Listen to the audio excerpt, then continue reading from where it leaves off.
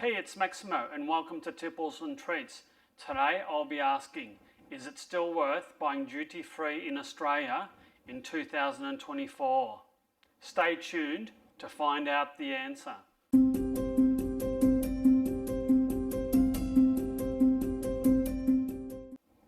Now, I've just returned back from a very big overseas trip. When I was in the duty free section at Melbourne Airport, on the way home, I always stop and get some duty-free spirits. And I was wondering, the prices at the duty-free at Melbourne Airport seemed quite high. I've been travelling for a while and I've always thought that the duty-free prices were quite good value, and I thought this time I'm not so sure. So I got home and did a bit of research. And I'm asking the question, is it still worth buying duty-free spirits in Australia in 2024? Well, I've done not really a scientific test, but it's more an anecdotal test of these 5 different bottles of spirits, and hopefully that'll provide some sort of answer as to whether it's still good value buying duty-free in Australia or not. So when I was in duty free at Melbourne Airport, I bought these 3 bottles. The Bunnahabhain, or something that sounds quite similar to that. The Dewar Blended 15-year-old, and the GLENLIVET Single Malt Scotch Whisky. They're the 3 bottles that I bought duty free. And I thought they were quite expensive. These 3 bottles cost around $350. The first one, the Bunnahabhain, cost $133 duty free. It's a nice looking bottle or packaging. It's a 700ml bottle for $133. Now I thought to myself, how much could I buy this non-duty free? I usually go to Dan Murphy's, which is a large chain of discounted alcohol stores that sells spirits, beer, wine, you name it. It's basically an alcohol superstore. It's probably about the size of a mid-size Aldi. It's quite large. What I have done is I went and visited my local Dan Murphy's a couple of days ago. I'll superimpose the image that I took on the screen. So I went there and I tried to compare these 3 bottles to see how much it would be if I bought these 3 at normal prices, not discounted or not on sale, to see how I went. So for the first one, the Islay Single Malt Scotch Whisky, 700ml bottle at Dan Murphy's, I could get this for $107. Now that compares to a price of $133 duty free. That means it's $26 more in the duty-free shop than it was at Dan Murphy's. So right there, that the duty-free price is not a bargain. It's actually a lot more expensive. And I could probably wait and get this at Dan Murphy's on sale, and it'd probably be even cheaper than the $107. So that was the most disappointing purchase that I made. So the next bottle that I went and had a look at was this Dewar's Blended 15-year-old Scotch Whisky. This is a 1 litre bottle. Duty free, it cost $98 at Melbourne Airport. The Dan Murphy's price for this was $72 for a 700ml bottle. So to get the 1 litre cost of this from Dan Murphy, I need to multiply 72 by 1.43, and that gives me a price of $102.96. So if I was to go to Dan Murphy to get an equivalent 1 litre bottle, the duty-free price would only be $3 less than what I got for it duty-free. Not much of a difference. So already $26 more duty-free, $3 less duty-free. The last bottle I got was this GLENLIVET single malt 12-year-old Scotch whisky, something that I had quite a few glasses of when I was overseas and took a particular fondness to. This bottle, duty-free, at Melbourne Airport was $112. The Dan Murphy's price was $114.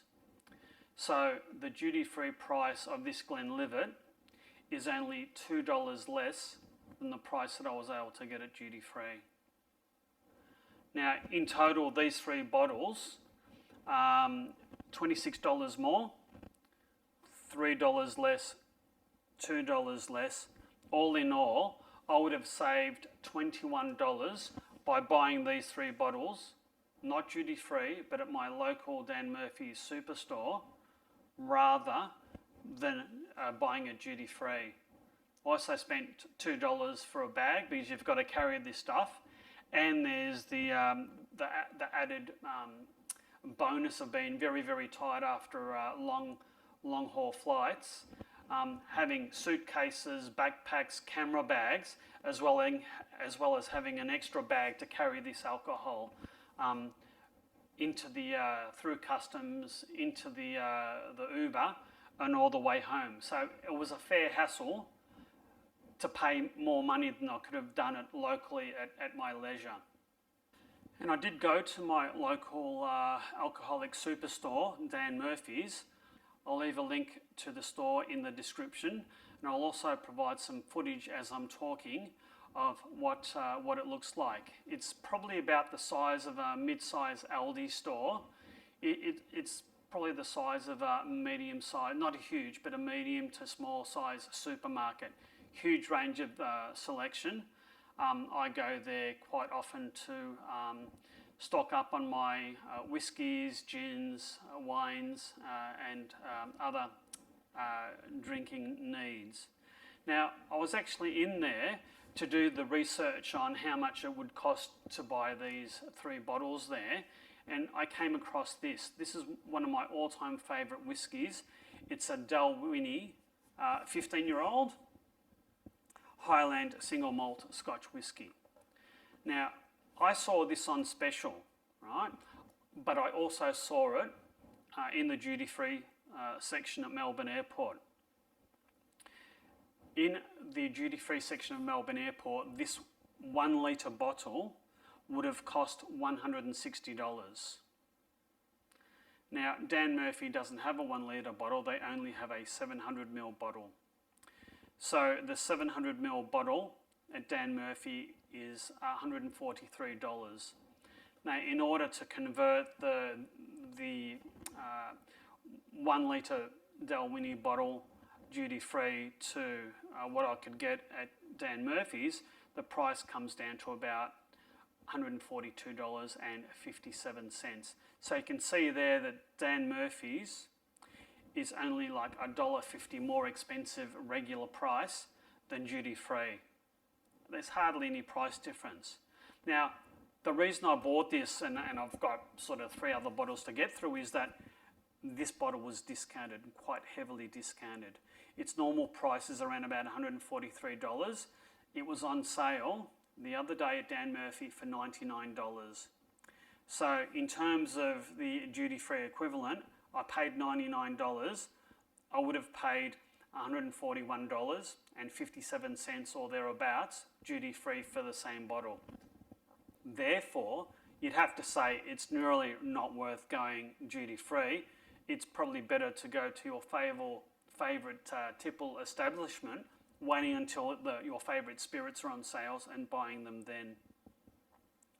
Now, I mentioned an Aldi store, and I was actually in Aldi the other day as well, and I saw this. This is a Bombay London Dry Gin.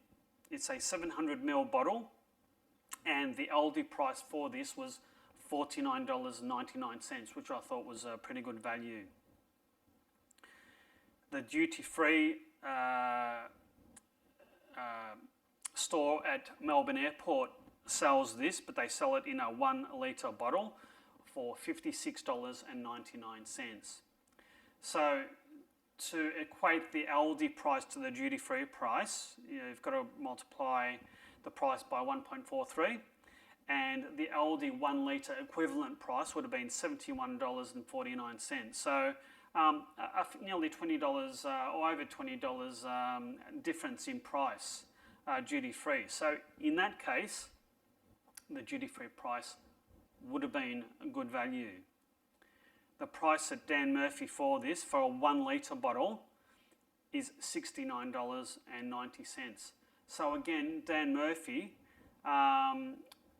is quite competitive against Aldi, but also there's only about a $10 or so difference between the two. So for these 5 bottles, it's not a scientific examination, but anecdotally, there's enough of a range here to get a feel for the duty-free prices versus regular prices. You get the idea. So the grand total of 5 bottles duty-free came to $549, and Dan Murphy's cost was $493. So you can see that Dan Murphy's on those 5 bottles was approximately $56 Australian less, or roughly 10% of the purchase price. Quite a sizable difference. In answer to my question that I asked earlier, is it still worth buying duty-free in Australia in 2024? Well, I think the answer to that is no, I don't think it is.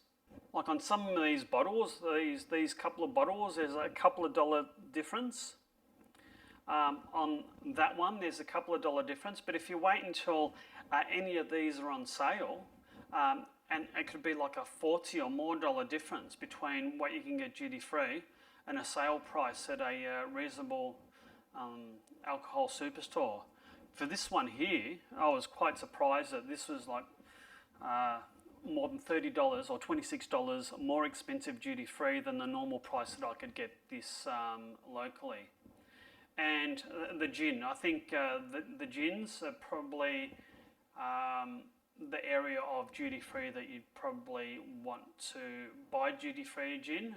They seem to be better, and I looked at a couple of prices for gins duty free versus the local prices, and I do think that the duty free prices on gins are probably fairly good value for money.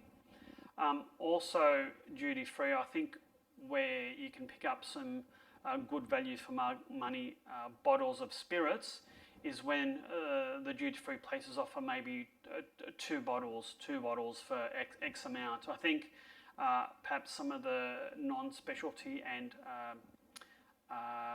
more popular lines like Johnny Walker Red or Black Label, if you buy a couple of those, perhaps they might be good value, but certainly for the higher end, more special bottles, I don't think there's the value for money at the duty free store. The other thing that makes it hard to compare apples with apples or apples with oranges is that not only do the duty free stores tend to have more of the 1 litre bottle of spirits, so therefore you can't directly compare the price between a 1 litre and a 700ml bottle.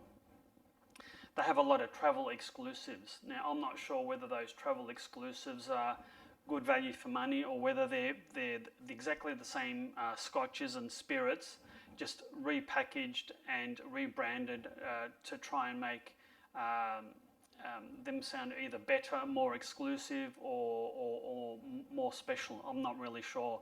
Maybe those travel exclusives are just good marketing. I just know that for me in future, I'll be quite hesitant in buying my spirits duty free again.